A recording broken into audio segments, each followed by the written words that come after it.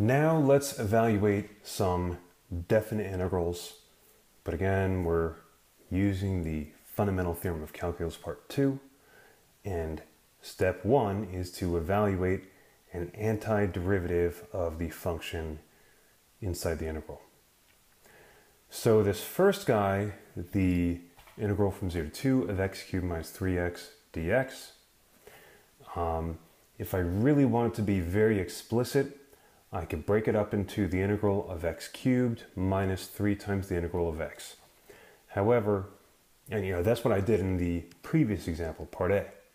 However, that gets to be a lot of work, and eventually you should just become comfortable, just as you did with derivatives, of integrating each piece and then putting it together in terms of sums, differences, constant multiples. So what we'll do is we'll write an antiderivative of x cubed. An antiderivative of x cubed is x to the 4th over 4. I raise the power by 1 to 4, and then I divide by the new power. Then I get minus 3 times an antiderivative of x. An antiderivative of x is x squared over 2. Thinking of this as x to the first power, I increase the 1 by 1 to get 2, divide by the new power, which is 2. And then I put my line here, 0 and 2, which means plug in my limits.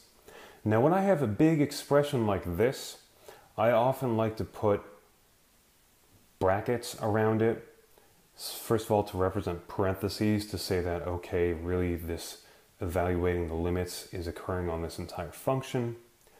And also I use brackets instead of parentheses to remind me that, okay, I've still got this plugging in limits thing to do. So that's what I like to do. If I just have a single function, for example, if I just had x squared over 2, I would draw the line right 0, 2. But since I have a difference of functions, and I might misinterpret this 0 and 2 as just relating to this function, I put the brackets here to remind me to do it to everything.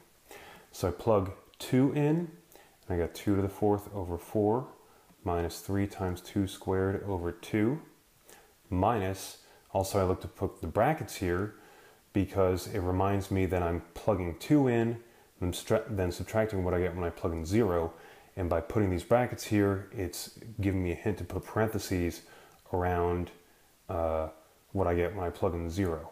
So I get 0 to the 4th over 4 minus 3 times 0 squared over 2. Oftentimes I'll see people not putting parentheses here, and then they forget that this minus should really distribute. Here it's not going to matter because this evaluates to 0, but in general, it's a very common mistake I see where people start subtracting, but then they don't swap the sign, say, of this negative sign over here inside the parentheses. Anyways, 2 to the 4th is 16, divided by 4 is 4, minus 3 times 4 over 2, which is 6, and so I get negative 2. Great. Okay, b over here. This is a quotient.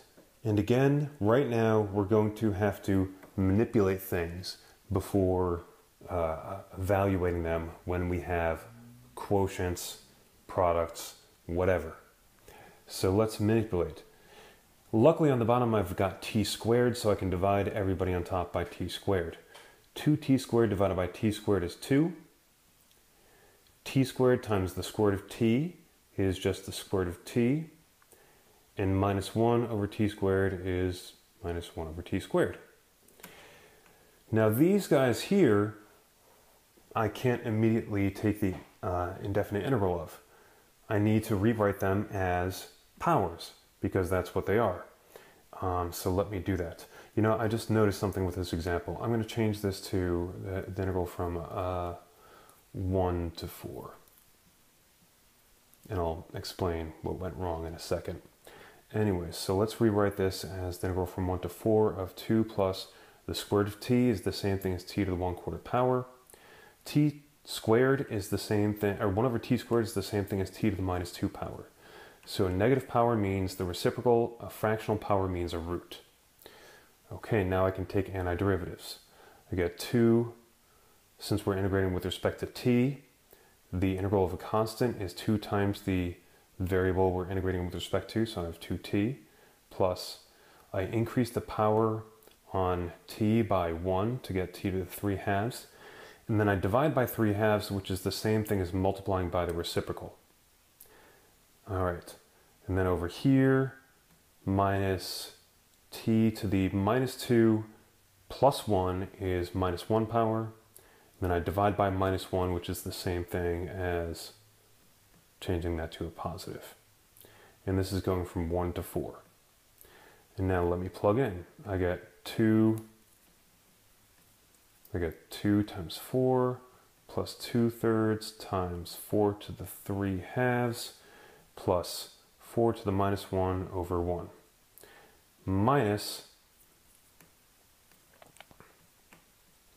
2 times 1 plus 2/3 times 1 to the 3 halves plus 1 to the minus 1 over 1. Now, why did I get rid of the 0 here? Because that would have made this problem bad. First of all, the integrand is not even continuous at 0, and we've only defined definite integrals for functions that are continuous on an interval. Second of all, when I go to plug in the lower limit into t to the minus 1, well, 0 to the minus 1 means 1 over 0, and 1 over 0 is undefined, so that wouldn't have worked. Anyways, let's evaluate this. 2 times 4 is 8, plus 4 to the 3 halves is the square root of 4 cubed, so that's 8. So I get 16/3 plus 4 to the minus 1 is the reciprocal of 4, so it's plus 1/4. Minus, now this minus distributes. That's why it's important to put these parentheses right here. So I get minus 2 minus 2/3 minus 1. And I trust you to go ahead and figure out what this is equal to, because I obviously didn't have this prepared because I switched the limits of integration. So in any case, that's what the final answer is. If you want to know the exact number, plug it in. Go ahead. So here is question 1. Evaluate the following indefinite integrals. A is the integral of x plus 1 times x minus 1. B is the integral of e to the t plus 1. And C is sine squared, the integral of sine squared of theta plus cosine squared of theta d theta. So let me just give you quick hints on each of these. A, multiply it out. B, e to the a plus b is equal to e to the a times e to the b. C, Pythagoras. All right, go ahead. Each of these is going to need some manipulation before you can take the antiderivative.